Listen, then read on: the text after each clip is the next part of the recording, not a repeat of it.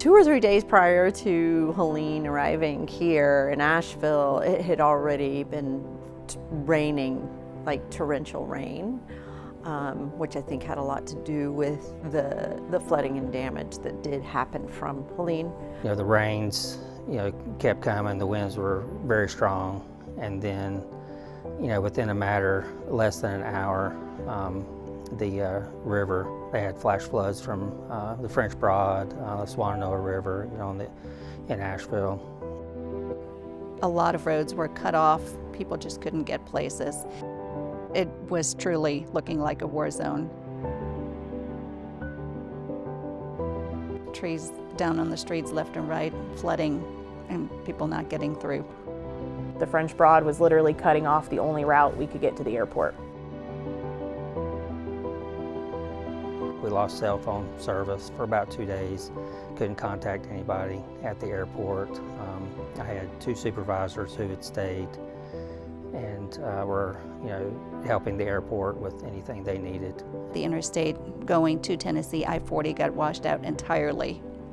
Whole sections missing, whole parts of towns missing. French Broad literally runs right between our house and the airport.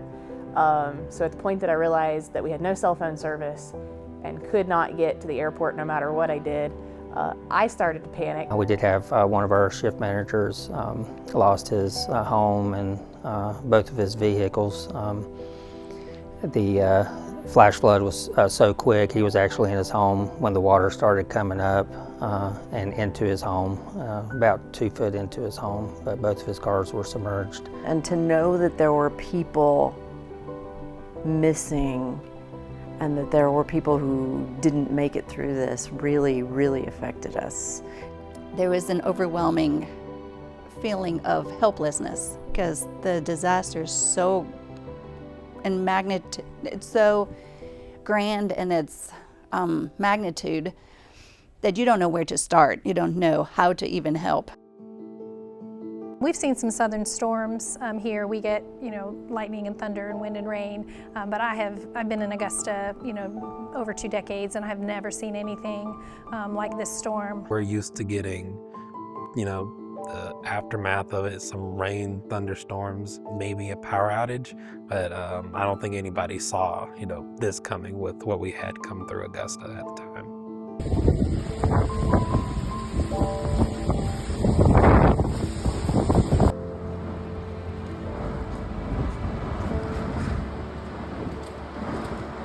The morning of, power lines were down, trees were everywhere, debris was everywhere.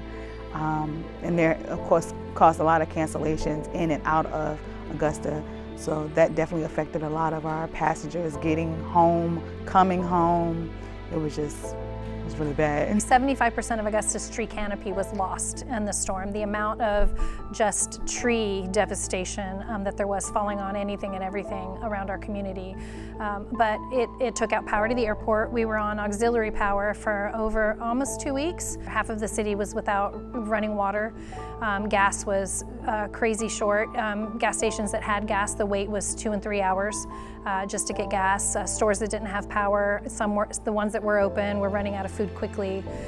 So it was, and we just weren't prepared. It wasn't supposed to hit Augusta, so not only was it just a devastating storm, it just took everyone in our area by surprise. Didn't have any power for 10 days. I had water, but gas wasn't a problem. We were used to seeing trees and stuff, power lines, but these were trees and power lines and houses and cars destroyed. My dining room flooded, my sunroom flooded, my upstairs bedroom flooded. It's a 7-month waiting list right now to get a contractor because I have structural damage to my home. We're just on a long waiting list waiting to get a roof back, over my house. Devastation was total. I mean, the trees that were down between Helene, there wasn't enough time to clean up between Helene and then Milton came 2 weeks later. A lot of the older communities around here, just complete loss of their houses. It's sad. It's really sad. For the customer service side, we took trash bags and tarps and covered up every single computer and monitor that we had at the ticket counter, gate, BSO, all the offices. We were closed for 10 days because the roof was like damaged, so we could not really work. The beds were wet, the couches were soaked, everything was, the kitchen was plasterboard, so the water made it expand. And the surge of water that we got, even in the refrigerator, there was about 12 inches of water in the refrigerator. The place that I'm currently living was unfortunately in the worst spot possible. So normally I stay and ride it out type thing, but given the situation and circumstances at play, I decided to evacuate a little bit further inland with a fellow coworker.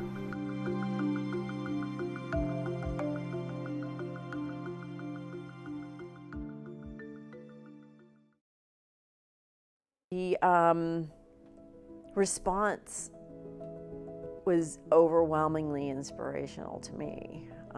Just the response from all over the world. I couldn't believe it. Each time a crew came in, they were always asking us, what can we do to help y'all? We have snack, we have water, whatever you need. We even had our CEO and president, Eric Morgan, and his wife, Lori. They came and brought us supplies to show their support. Lori even made homemade cookies, which were delicious and gone in no time. It was just amazing to see that support, that we were part of the family and they were there for us. We were able to get in some pantry items. The company was really great. Shout out to our upper management and Brian Sanders for doing such a great job contacting us, and I was able to contact every employee individually and find out what particular needs they had. We had some that needed diapers and some that needed wipes, and there were some that needed some tarps for their house. Met someone halfway and filled up my vehicle with just all kinds of pantry items, food items, batteries, and just dry goods.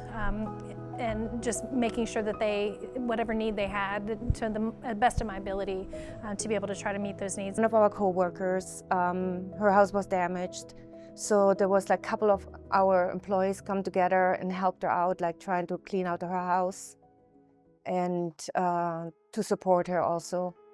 Literally across the street from me is a fire station. So I got my power back on immediately. That was at the moment that I knew that I needed to use my house in any way that I could, whether it was people that needed to stay there. I had multiple employees staying in my basement. I had multiple employees coming and taking showers. And then I just basically turned my house into a soup kitchen because I was the first one with power back on. And so I was bringing food around the clock to work for people that were coming in, doing laundry for everybody. And that was kind of what I did for like the next 3 weeks, was people's showers, laundry, whatever they needed that my house could provide. I was just blown away by the solidarity and the outpouring. I would encourage people to donate to the AA Family Fund. If there's something that if you want to help anybody, in other cities that have been hit by this, I would definitely think about making a payroll deduction contribution, even $1 a paycheck or something, but that would help. What really stood out during this whole experience with the hurricane was the aftermath, as far as the teamwork and the camaraderie around here. That was at least one bright light in an otherwise dark situation.